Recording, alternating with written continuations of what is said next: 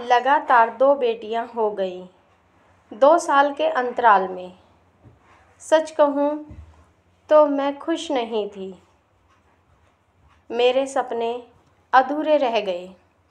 मेरा सपना था कि एक बेटा भी मेरी गोद में खेले, मगर मेरे अच्छे पति ने जब यह कहा, हम 2 बेटियों को ही पाल पोस कर काबिल बनाएंगे, क्यों बेटे के लिए तरस रही हो? आज की इस महंगाई में 2 से ज़्यादा बच्चे होना देश के लिए भी अहित में है।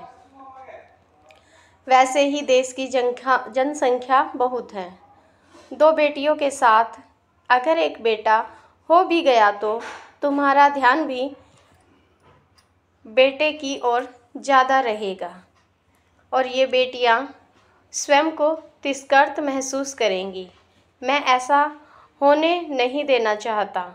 हमारा छोटा परिवार सुखी परिवार। मेरे पति की बात मुझे कुछ हद तक तो समझ में आ गई थी, मगर मन में एक अधूरा ख्वाब रह गया था।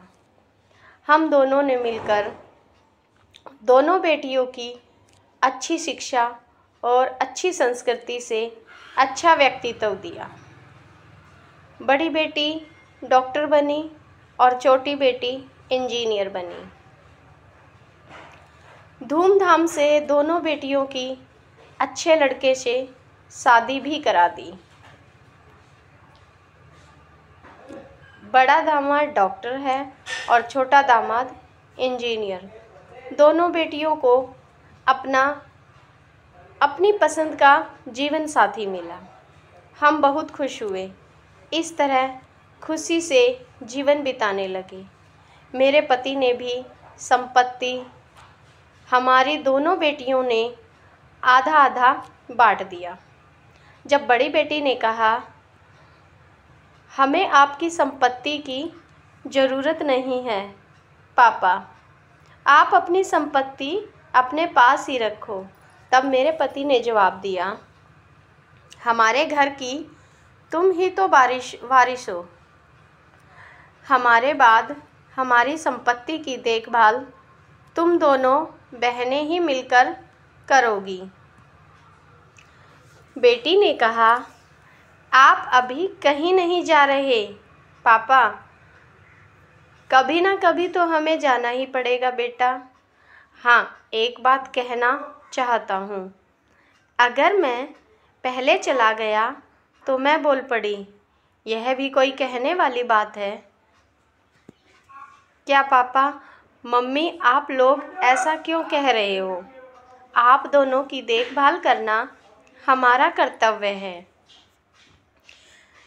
कृतिका ने कहा, इसलिए कह रही हूँ क्योंकि मेरे दोस्त ब्रजेश के दोनों बेटे अमेरिका में जाकर बस गए हैं। अब बुढ़ापे में उनका सहारा कोई नहीं रह गया। जब 2 बेटे हुए थे तब ब्रजेश बहुत गर्वित था, यह सोचकर कि 2 वारिस हो गए हैं।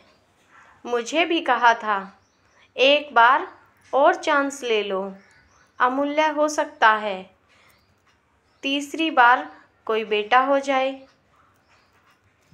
तुम्हारे बाद तुम्हारी कोई वारिस होगी। तो मैंने हंसकर कहा था, मेरी बेटियां ही वारिस बनेंगी। मुझे बेटा नहीं चाहिए। मेरे अच्छे पति थे। उन्होंने कहा, पापा के गुजर जाने के बाद बड़ी बेटी के पिता ने उस ज़मीन को अपने पापा के नाम एक अस्पताल खोला, जो ज़मीन पापा ने उसे संपत्ति के समय बंटवारा करते हुए दी थी। मैं अस्पताल का नाम अपने पापा के नाम से अमूल्य आरोग्य केंद्र रखा और छोटी बेटी अमृता के नाम से उसके पापा ने अपना एक मकान कर दिया था। अमृता ने उस मकान में बच्चों के लिए स्कूल खोला और स्कूल का नाम मेरे नाम से स्नेहा विद्यालय रखा। दोनों बेटियों ने माता पिता का नाम अम्र कर दिया। आज मैं अपनी बेटियों पर खुश थी। मेरे मन में अब कोई अधूरा ख्वाब नहीं रह गया था। लड़कियां, कौन कहता है कि केवल लड़के ही वारिश बनते हैं? लड़कियां नहीं। जहाँ पर भी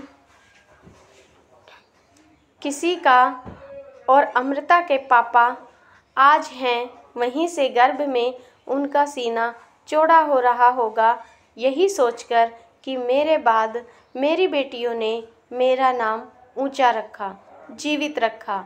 बेटियों ने अपना कर्म से मेरा बेटा न होने का मन में कोई विचार नहीं। कहानी अच्छी लगी हो तो शेयर करें और कमेंट ज़रूर करें। धन्यवाद। और बेटियों को पढ़ा लिखा कर उनको कामयाब बनाएं। बेटे ही सब कुछ नहीं होते, बेटियां भी